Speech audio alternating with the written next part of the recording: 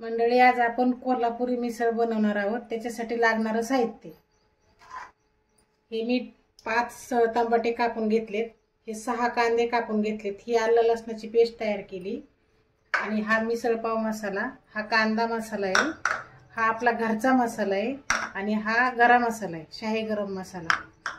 आणि त्याच्यासाठी मी 250 ग्रॅम मटकी उकडून घेतली. नंतर ही कोथिंबीर घेतली, हा कढीपत्ता, हे याला लागणार एवढं साहित्य.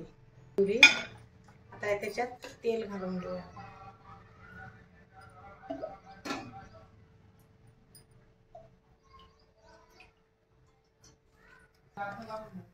आता आपण याच्यात मोहरी घालून तडतडली. आता ही जिरी घालून थोडंसं हिंग टाकू, त्याच्यानंतर कढीपत्ता टाकू, त्यानंतर ही आलं लसणाची पेस्ट टाकली. आता लगेच कांदा घालून,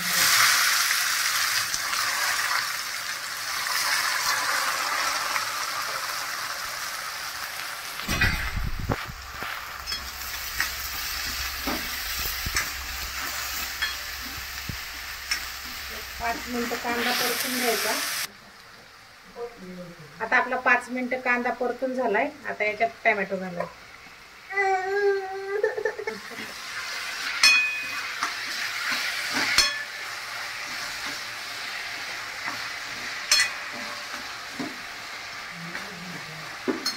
आता याच्यामध्ये आपण हळद घालू, म्हणजे याने पटकन टोमॅटो परतून येतो.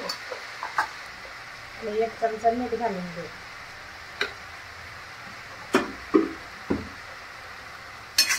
आता हे अजून 5 मिनिटं परतून द्यायचं.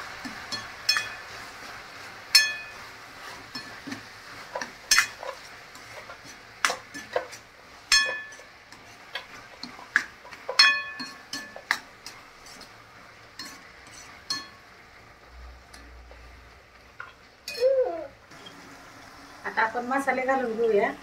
पहिली टाकले मी धना पावडर, नंतर 1 चमचा किचन किंग मसाला टाकला हा. त्याच्यानंतर आपण कांदा मसाला घालूया.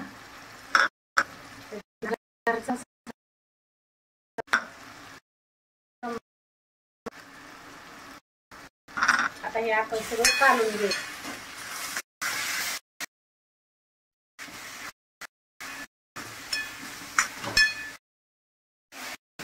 आता ही लाल मिरची पावडर टाकली आपण, काश्मीरी मिरची पावडर, याने छान असा कलर येतो याला.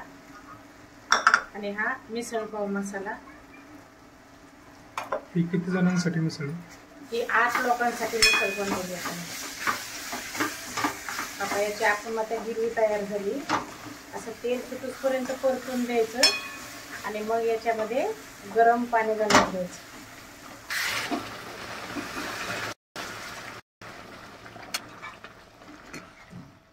कारण गरम पाणी घातल्यामुळे तरी येते छान, आणि येते, लय वेळ लागत नाही.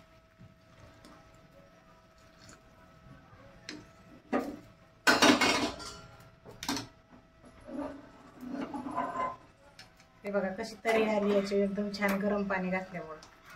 आता ही आपण 8 लोकांसाठी मिसळ बनवलेली.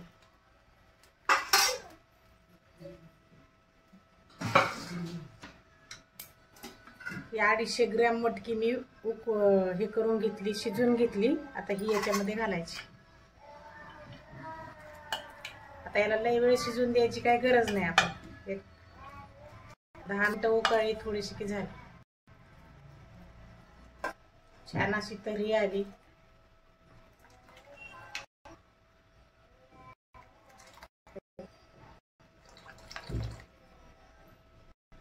आता याच्यात आपल्याला कोथिंबीर घालायची आता वरून.